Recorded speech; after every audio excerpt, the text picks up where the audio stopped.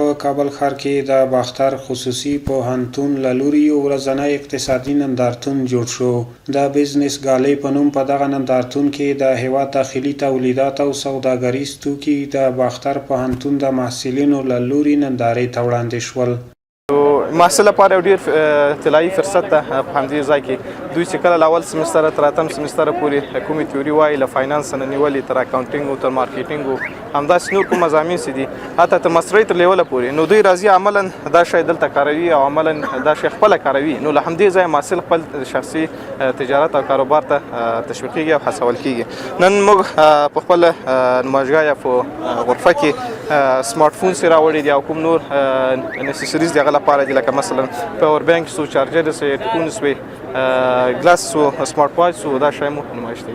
دغه نمایشګاه چې دا ډیره مهمه ده ځکه چې موږ د نظري درسو تر څنګ وکول شو چې په عملي بزنس کې پرمختګ وکړو او دا یوه ګټوره نمایشګاه ده تر څو موږ وطنوال وکولی شو چې دوی څخه دیدن وکړي او دلته راشي خپل نظریات شریک کړي. امروز بینندگانی که میخوایم برای دوستان و کسانی که بینندگان که آمده میخوایم یک نمایش شادی را برگزار کنیم و هدف این نمایش است که برای محصلین اقتصاد که یا عملا درس میخوانند یک برنامه عملی باشه که یا در آینده اگر میخواستن یک تجارت برام بیاندازن یک تجربه داشته باشن تا یک بیزنس خوب و موفق در آینده داشته باشن. دغه پوهنتون مسؤلینو وویل چې د ځوانانو لپاره د کارموندنې او د کوچنیو سوداګریو د برابرولو په موخه دوی هر کال د ډول نندارتونونه جوړوي څو ځوانان وکولی شي د ځان لپاره کوچني کاروبارونه ایجاد کړي او په ټولنه کې اقتصادي پرمختګ رامنځته شي.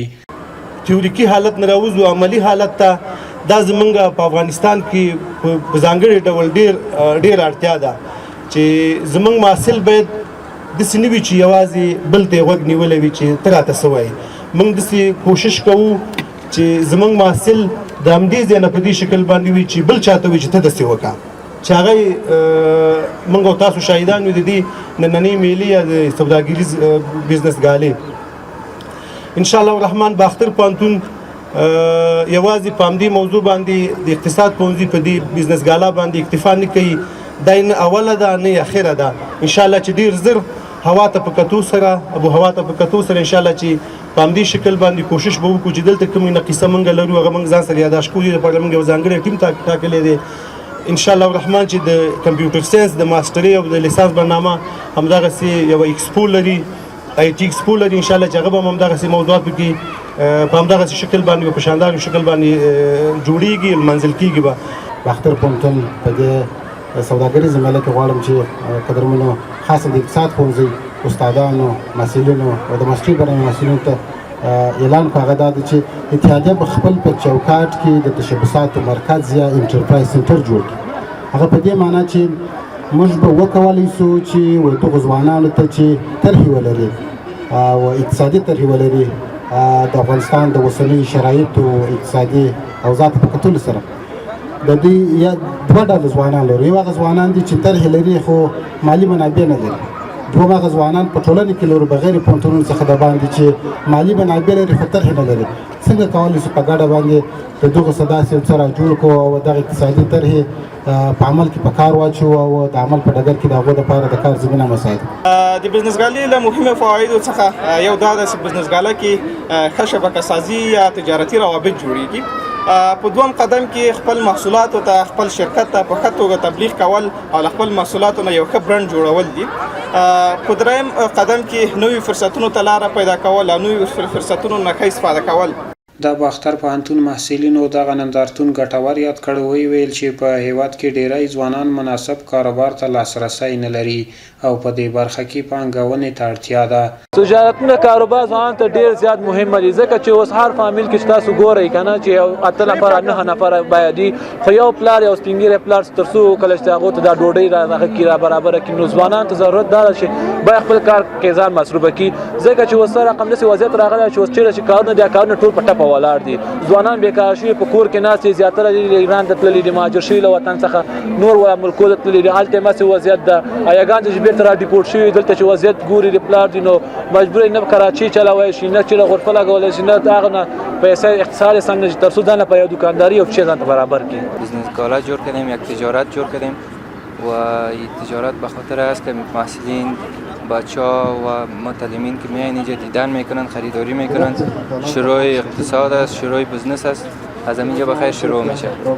شروع هر کار از تجارت میشه. همین سرمایه گذاری که مردم میره خارج میکنه، همون سرمایه گذاری را اینجا کنیم، تجارت کلان میشه و از شروعش از اینجا شروع میشه که بزنس گال است. از اینجا یک رویه میگیره مردم، یک ایده میگیره، تجارت شروع میکنه که چی کل چیزای وطن باید خود وطن به تجارت گذاشته شود، واردات صادرات شود. په دغه نندارتون کې د هیواد وچې میوې د میرمنو لاسي صنایع او نور سوداګریز توکي نندارې ته وړاندې شول چې ګڼ شمېر نندارچیانو ترې لیدنه وکړه.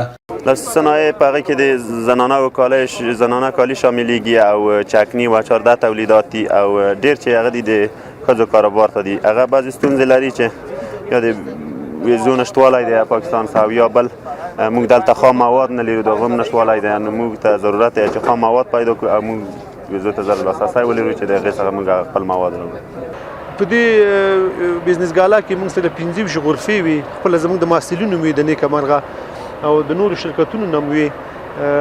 په دې کې موږ سره د خصوصي پوهنتونونو د اتحادیې ګڼو استازو ګډون کړی چې هغه هر یو په خپل ذات کې د یو خصوصي پوهنتون رئیس یعنې د رهبرۍ د غړو نه یو څوک هغوی راسره ګډون کړی. خپله زموږ د پوهنتون نن ټول محصلین پکې اشتراک کړی دی، مختلفو شرکتونو کړی دی، د افغانستان بانک کړی دی، رسنیو کړی دی. په ګڼ شمېر سره ډېر خلک راغلي. نو دقیق شمېر خو یې نشو ویلی، خو تاسو خپل عملاً ګورئ چې ماشاءالله ګڼ خلک دي. دا یادونې وړ ده چې په وروستیو کې د لوړو مسلکي زده کړو په برخه کې د ځوانانو د نظري زده کړو ترڅنګ هغوی ته د عملي زده کړو او فعالیتونو د زیاتېدلو هڅې روانې دي ترڅو ټولنې ته په کارپوه او مسلکي ځوانان وړاندې شي او د کار د بازار اړتیاوې ورسره پوره شي.